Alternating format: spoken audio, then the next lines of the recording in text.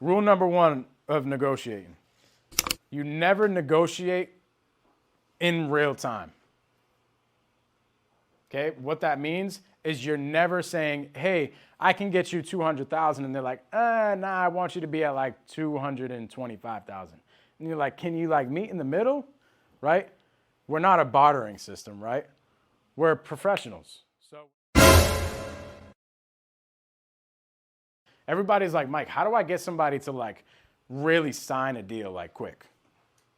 Well, first off, if they're not supposed to sign a deal quick, maybe that's not their best solution. Maybe their solution is to hang tight a little bit. You should have figured that out in 1 through 6, right?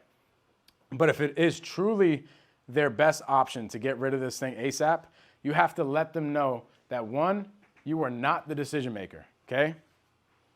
So you take yourself out of the deal. It's very similar to what we were talking about earlier, Emilio, right? Where you take yourself out after you sign the deal. You have to take yourself out of the deal and get on the seller's team. Now it's you and the seller versus the third party. And the third party can be your wife, it can be your business partner, it can be your lender, it can be whatever, okay? So you take yourself out of it. Now you're not the bad guy. It's you and the seller against whoever, okay? You let them know that, for one. I'm not the decision maker. I got to go to war for you. Me and you are fighting against him. Number two, once I get them to understand that I'm not the final decision maker, I let them know how the final decision maker makes their decisions, right? Which is going to create some urgency here. Hey, so Eric, I have one of my lenders. His name is Eric. He's the guy that lends on all my creative deals and all these types of things, right? I always talk about him in my sales calls, and I'm like, hey, what Eric does every single week is he'll look at about 10 of these opportunities that I bring him, and he only picks one. He's kind of a guy like that doesn't really have any of emotions or anything like that. He's just looking at numbers and stuff like that. So he just picks the one that makes the most sense from a business standpoint. But anyways, I bring him about 10 opportunities. He picks one, and that's it. Once he picks that one, it's over for the week, okay? Right now, I literally just brought him like 7 opportunities over the past 2 or 3 days, and he's actually super excited about one of them. So he's thinking about pulling the trigger, but I told him that I was talking to you guys and I wanted to have a conversation with you guys before because I knew that you guys needed some help. So what I have to do is I have to go take this opportunity and qualify this opportunity over the other one, okay? Once I qualify that over the other one and we can get the deal done, then great. But I can't make any promises. He's just like a guy that's just like, whatever, I'm doing whatever. He doesn't really care about like the actual deal itself. He's the bad guy, essentially, right? And they're like, oh my gosh, okay, yeah, great. Like, let's get it rocking. I literally just did a deal in Mattapoisett down near the Cape.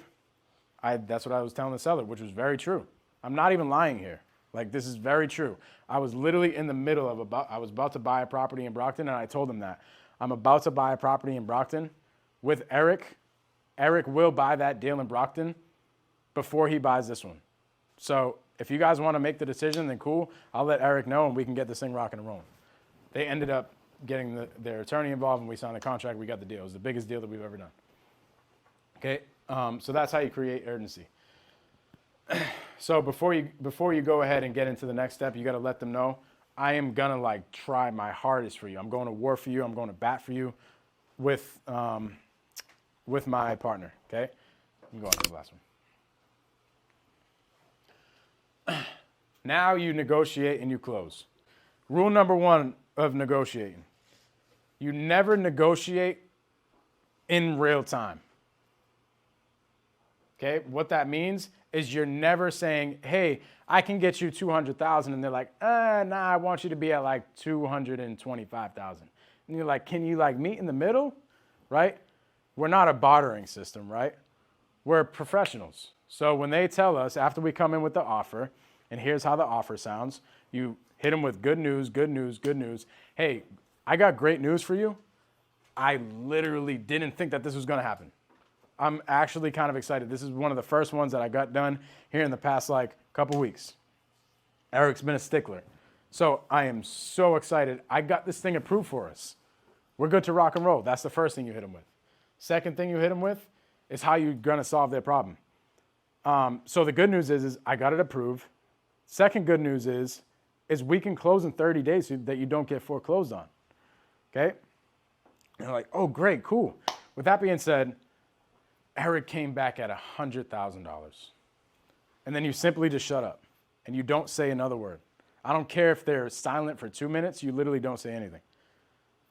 And you just get them to start talking. They're like, nah, I need to be at, that's not going to be enough for me. That's not going to be enough for me. I need to be at like 110. All right. By the way, during this whole process, I'm just calm, cool, and collective, like it's just another walk in the park. All right, well, I can't go back to Eric too many times. He's just going to tell me to go screw. He's a busy guy. If I keep going back with him, he's just going to be like, dude, just forget this lead. We're going to hop on the other deal. Obviously, I don't want that to happen, but not saying I can. If I can go to Eric and get 110 approved, are you guys ready to rock and roll? Should I tell him to tell the other deal no? Get them to say yes? Okay, cool. And then you repeat that process until you get the deal closed. Once you get the deal closed, boom, you send them over the email, and you now have a deal on your plate. And that's a very brief overview of the 8-step sales process. So, to sum everything up, wholesaling real estate boils down to 2 things: marketing and sales. Marketing is generating leads. That is very easy. I can literally teach you guys in like 2 hours how to generate leads. I did it for my free Facebook group the other week. Generating leads is like the easiest thing. You could actually just pay somebody to do it and they'll just keep on sending you leads, okay? So leads is not a problem. What is a problem is not understanding the second part of wholesaling, which is sales. So if you're generating leads and spending money, but you don't understand the second thing, sales, you will end up being like myself, where I was considering going back down this path, like I was telling you guys about earlier, which obviously you guys don't want to do. Or you're just going to be like, screw real estate. I know a guy who spent like $10,000 on mailers and maybe generated like 2 or 3 leads, said this business isn't for me, still to this day does not do real estate. His problem was he just didn't know sales. I bet one of those leads that he generated was a deal. He just didn't know what the heck to do, okay? So marketing and sales. Marketing is super easy. Sales is the hard part. You got to learn to convert. This is something that has to be nurtured. It has to be mastered, and you need a coach. Not to toot my own horn, but I got to be a killer closer if I close this. You know what I'm saying? He definitely closed me. And now I'm his manager. So all the sales that you see here, the sleepless nights, all the food I give him every day to keep him going, that's all me. It's all me.